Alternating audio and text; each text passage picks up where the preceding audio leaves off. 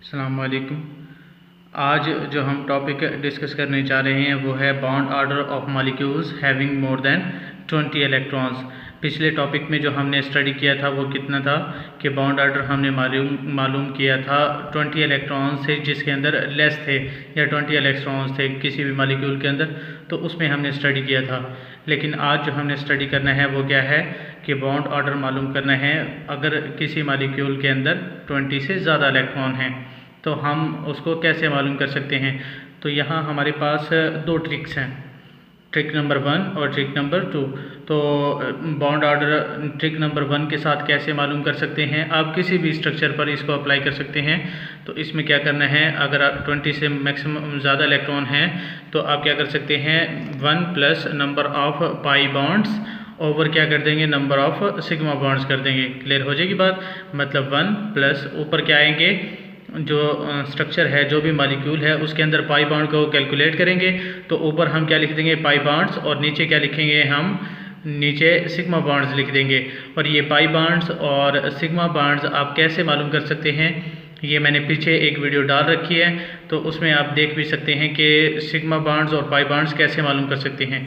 Clear हो जाएगी बात। और जो दूसरा ट्रिक है तो उसमें हम कैसे मालूम कर सकते हैं, ये ख़ास तौर पर रेजोनेटिंग स्ट्रक्चर्स जो होते हैं उसके अंदर हम इसको अप्लाई कर सकते हैं। तो इसमें हम क्या करेंगे, number of bonds between 2 atoms in all resonating structure, मतलब जो रेजोनेंस होगी जिन स्ट्रक्चर्स के अंदर, तो हमने उनके तमाम रेजोनेटिंग स्ट्रक्चर्स बना लेने हैं और कोई से भी 2 एटम लेके और उनके दरमियान बॉन्ड जो है ना वो कैलकुलेट कर लेने हैं। क्लियर हो जाएगी बात। तो 2 एटम के दरमियान हर रेजोनेटिंग बॉन्ड के अंदर जितने भी बॉन्ड हैं उन सबको ऐड कर देना है और डिवाइड किस चीज़ से कर देना है, total number of resonating structure, जितने भी रेजोनेंस स्ट्रक्चर आ रहे हैं उससे डिवाइड कर देना है। क्लियर हो जाएगी बात।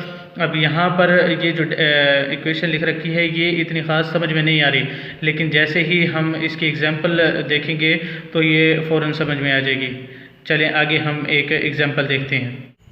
तो आगे हम स्ट्रक्चर देखते हैं CO3-2 का स्ट्रक्चर देखते हैं। तो इस स्ट्रक्चर को हम ड्रा करने की कोशिश करें तो क्या आ जाएगा, हमारे पास C दरमियान में आ जाएगा, ऊपर क्या आएंगे डबल बॉन्ड आ जाएंगे और यहाँ पर क्या आएगा एक बॉन्ड आएगा और यहाँ पर क्या आएगा एक बॉन्ड आएगा।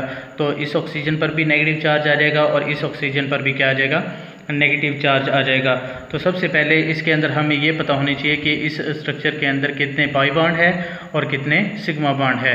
तो इसको हम कैसे देख सकते हैं, हमारे पास अगर A और B के दरमियान अगर सिंगल बॉन्ड है तो ये हमेशा हमारे पास क्या होगा सिग्मा बॉन्ड होगा। क्लियर हो जाएगी बात। अगर A और B के दरमियान हमारे पास डबल बॉन्ड है तो एक हमारे पास सिग्मा होगा और एक क्या होगा हमारे पास पाई होगा। ठीक है जी।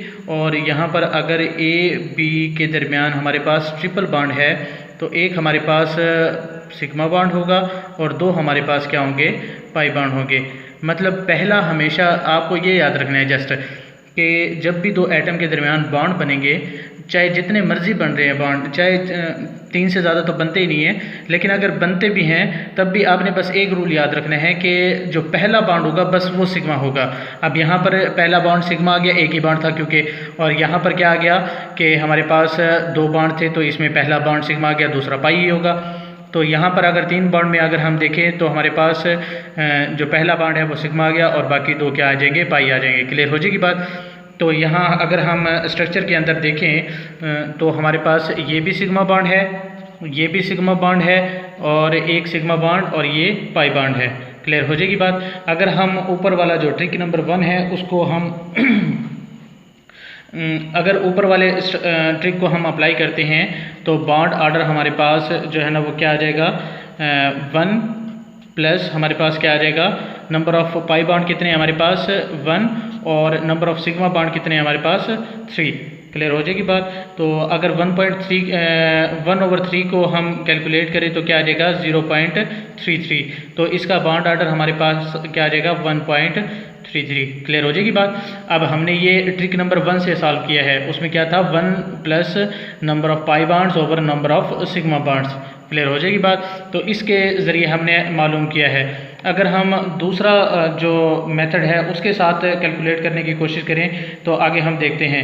तो यहाँ पर अगर हम इसका स्ट्रक्चर रेजोनेंस स्ट्रक्चर बनाने की कोशिश करते हैं तो हमारे पास हम क्या है, ये सी एक स्ट्रक्चर तो यही होगा, नेगेटिव बॉन्ड इसके साथ ये बन गया ऑक्सीजन का, और यहाँ पर भी क्या बन जाएगा, एक नेगेटिव बॉन्ड बन जाएगा। क्लियर हो जाएगी बात। अगर हम क्या करें कि यहाँ पर क्या कर दें, ये बॉन्ड इधर आ गया और यहाँ पर ये ऊपर चला जाएगा, तो एक रेजोनेंस स्ट्रक्चर क्या बन जाएगा हमारे पास, CO negative, double bond O और O नेगेटिव।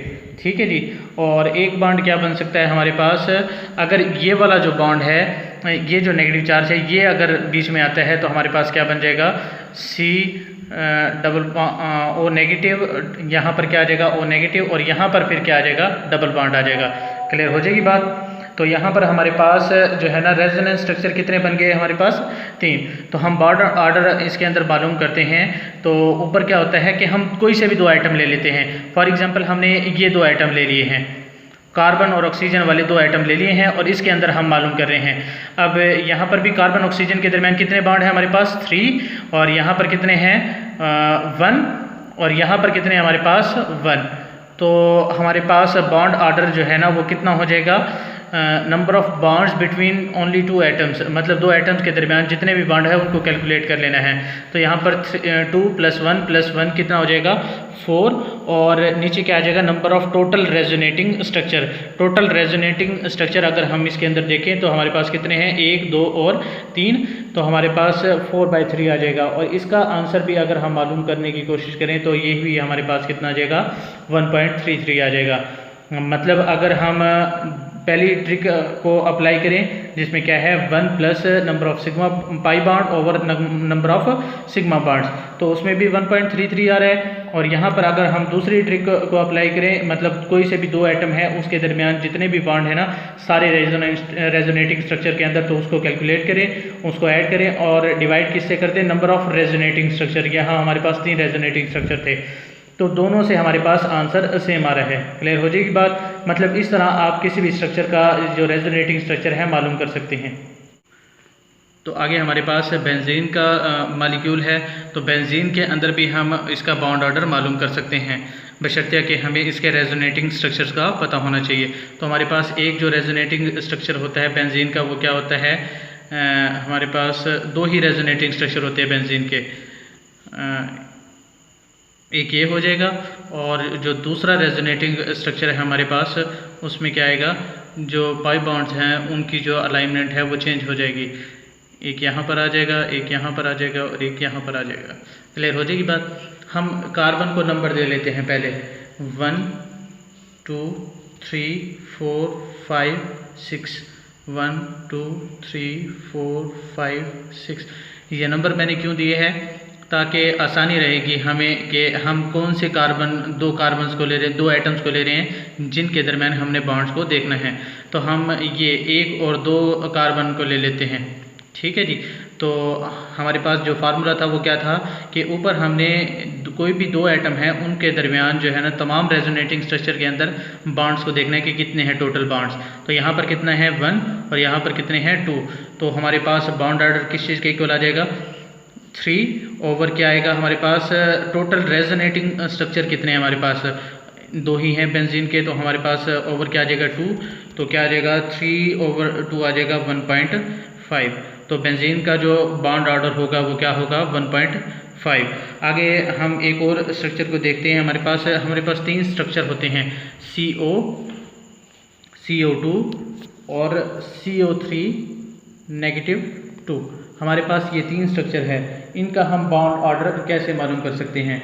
तो हम सबसे पहले इनके जो स्ट्रक्चर हैं उनको लिख लेते हैं। तो हमारे पास जो CO होता है तो हमारे पास उसमें क्या होता है, हमारे पास 3 बॉन्ड बन जाते हैं। तो इसके अंदर हमारे पास कितने बॉन्ड होते हैं, एक सिग्मा होता है, एक पाई बॉन्ड होता है और एक कोऑर्डिनेट कोवलेंट बॉन्ड, ये भी पाई ही होगा। क्लियर हो जाएगी बात। तो हमारे पास आगे हमारे पास दूसरा स्ट्रक्चर जो है ना वो क्या है हमारे पास, ये वाला कार्बन डाइऑक्साइड का। और जो तीसरा स्ट्रक्चर है हमारे पास वो क्या है, वो हमने कार्बोनेट का पीछे भी स्ट्रक्चर पढ़ा है, वो क्या है हमारे पास यहाँ पर डबल बॉन्ड आ जाएगा और यहाँ पर क्या आ जाएगा हमारे पास नेगेटिव चार्ज और यहाँ पर भी क्या आ जाएगा नेगेटिव चार्ज आ जाएगा। तो हम बॉन्ड ऑर्डर सबका मालूम कर सकते हैं। तो हमारे पास बॉन्ड ऑर्डर जो है हमारे पास अगर हम किस चीज़ का मालूम करें CO का बॉन्ड ऑर्डर मालूम करें तो यहाँ हमारे पास CO जो होता है उसके अंदर एक सिग्मा बॉन्ड होता है हमारे पास और दो क्या होते हैं पाई बॉन्ड होते हैं। तो हमारे पास जो फार्मूला होता है वो क्या होता है 1 plus number of pi bonds over sigma bond. 1 plus pi bond कितने हमारे पास 2 ओवर क्या आ जाएगा सिग्मा बॉन्ड कितना है हमारे पास 1। तो 1 प्लस क्या आ जाएगा 2 ओवर 1। तो हमारे पास 1 प्लस 2 और यहाँ पर हमारे पास बॉन्ड ऑर्डर कितना आ जाएगा 3 आ जाएगा। क्लियर हो जाएगी बात। अगर हम इसकी बात करें CO2 की बात करें तो यहाँ पर हमारे पास बॉन्ड ऑर्डर किस चीज़ के इक्वल आएगा 1 प्लस हमारे पास जो पाई बॉन्ड है वो कितने हमारे पास यहाँ पर भी एक पाई बॉन्ड है और यहाँ पर भी एक पाई बॉन्ड है 2 और सिग्मा बॉन्ड कितने हैं यहाँ पर भी एक सिग्मा बॉन्ड है और यहाँ पर भी एक सिग्मा बॉन्ड है। तो टोटल कितने हो जाएगा सिग्मा बॉन्ड 2। तो 1 प्लस क्या आ जाएगा हमारे पास 2 से कैंसिल तो 1 आ जाएगा।